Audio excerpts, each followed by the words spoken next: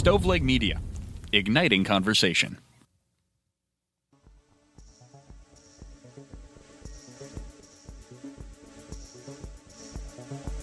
Welcome to True Crime to Go. What can I get for you? Yeah, I need you to run down to the store and get me a gallon of milk. Just yourself. Just walk. You'll be back in a few minutes. Pull up to the second window and we'll see you next crime. Welcome to True Crime to Go. I am John here with Jamie. How are you, sir? I'm good. I meant to video this episode for social media, and I really want to start getting our reactions to each other with our intros, just because we are usually very surprised by what we say. I don't know that would have gotten a reaction out of you, but I don't know. I want to start doing that. Just throwing that out there. All right. Well, guys, we're so glad that you tuned in to hear us this Wednesday or Friday or whenever you're listening to True Crime to Go. You can listen literally anytime. That's the beauty of a podcast. Have you ever explained what a podcast is to any of your older family members?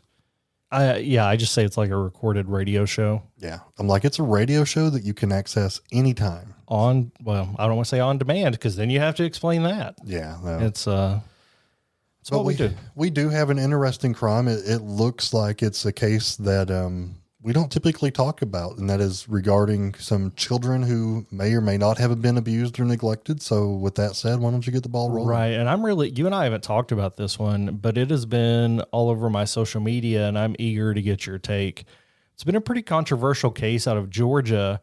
As you're right, it raises questions about parental rights, child safety, what is neglect, and how does law enforcement make that determination. We're going to talk about Brittany Patterson, who's a 41-year-old mother of four, and she was arrested, John, for reckless conduct after her 10-year-old son, Soren, was found walking alone near their rural home in Mineral Bluff, Georgia. So the case, like you said, has sparked national outrage and an intense debate about parenting styles, and if there is an issue with over-policing. The incident began on October 30th, 2023. That's when a passerby called the Fannin County Sheriff's Office to report seeing a young boy walking by himself. The boy, now age 11, had gone into and out of a Dollar General store and was eventually found about a mile away from his home. Now, his mom, again, Brittany Patterson, was arrested that same day after deputies determined that she had left her son, who was 10 at the time, unattended while taking another kid to a doctor's appointment. They had released an arrest warrant, and that read that she was willingly and knowingly endangering the bodily safety of her juvenile son. Patterson strongly disputes that characterization of events and said she knew very well what she was doing and she was comfortable with it. There's an interview with ABC News, and that's when Patterson said that she was not worried about this child walking home because the store was nearby and he knew the route. She admitted being annoyed that he didn't tell her where he was going, but insisted that she didn't think he was in any danger. Her exact words were, "I wasn't panicking or concerned because it's just a short walk from our house. He knows how to get home." But law enforcement saw it differently. When deputies arrived at her home to arrest her, the situation really escalated because she was shocked at what was happening. Body cam footage from the arrest shows that Patterson was asking the deputies what she was being arrested for. One officer responded for reckless endangerment. Patterson pushed back, asking how she had endangered her son. Another deputy refused to elaborate, replying only, "We're not talking about it," before placing her in handcuffs. She made it a point in the footage that many parents may agree with. She said, "The last time I checked, it wasn't illegal for a kid to walk to the store." But the deputy's response was clear. It is illegal if they're 10 years old.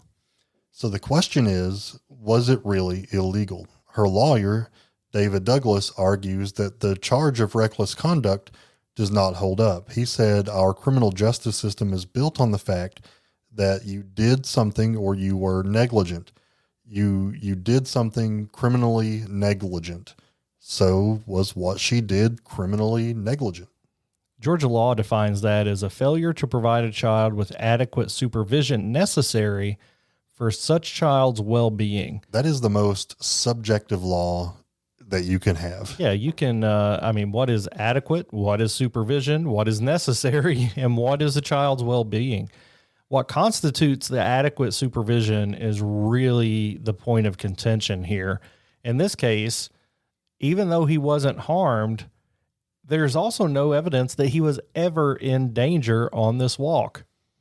So it isn't the first time that we've seen cases like this make headlines. In Michigan earlier this year, police detained a 12-year-old boy who was taking out the trash. These incidents highlight the fine line between protecting children and criminalizing parents for making judgment calls about their kids' independence.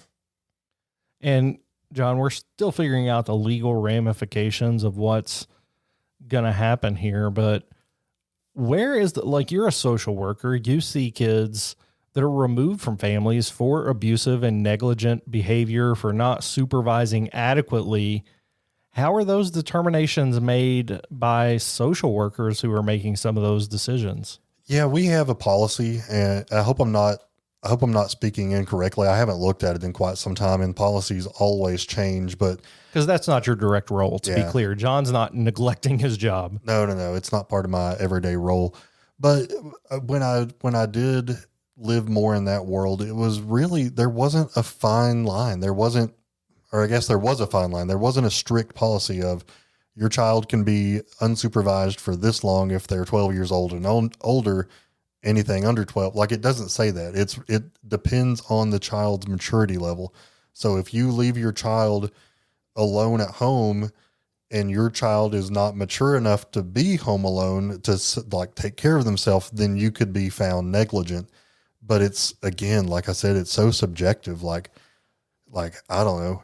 If I leave my 15-year-old son home alone for 3 hours, that's probably more negligent than leaving my 12-year-old home alone for 3 hours. Just because of their levels of maturity and independence. And medical issues that one has versus the other. I was thinking of my kids. Sorry. Didn't mean to throw that on your son. He's a great kid. No, but you're right.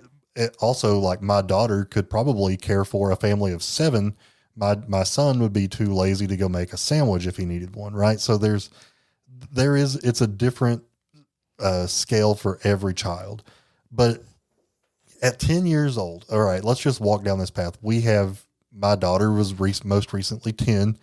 Do you have a 10-year-old? I have a 10 and 11. You have 12, and there's a dollar store not even a quarter mile from our house. I would not let any of my children walk there because there's no sidewalk and the road is dangerous. But if I lived in town, I still don't know that I'd be crazy comfortable with it. I'd prefer them to be with someone else. But when I was 10, I was gone all day long and my parents had literally no idea where I was or a way to contact me. But it was fine back then. That's exactly what I thought. I need to see the route. I need to see where this is. Where we live now, because John and I live next door to each other, no chance they're walking on that road. I used to go jogging on that road, and it was a prayer for my life every time. I would not even consider doing that. So... But where I used to live, there's a convenience store really close by to that. If our kids wanted to walk down there together from where I used to live, I would have no problem with that whatsoever.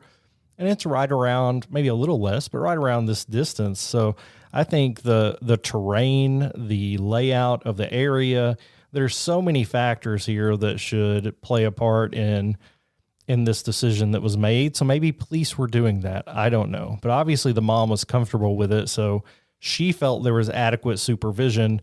It wasn't just like she forgot her kids or that she was throwing them to the wolves. So I don't know. A lot of people are stepping out on her side of things, but it's a hot debate right now for sure. I need more information to really determine where I stand on it, because I have seen so many parents do things that they thought were totally okay and we're totally not okay. So if you live near Mineral Bluff, Georgia, why don't you drive this route and send us the video? Then we'll make that determination. Well, and also, what's this 10-year-old like? Is he more like my 12-year-old or is he more like my 15-year-old? Yeah. There's a lot of kids that just because they're of a certain age doesn't mean they have enough sense to get out of a paper bag. So I don't know. Well, that's going to do it for today. We'd love to hear your opinion. Let us know wherever you find your favorite podcasts, or follow us on social media. But this has been a crime story in 10 minutes or less. Would you like crime with that?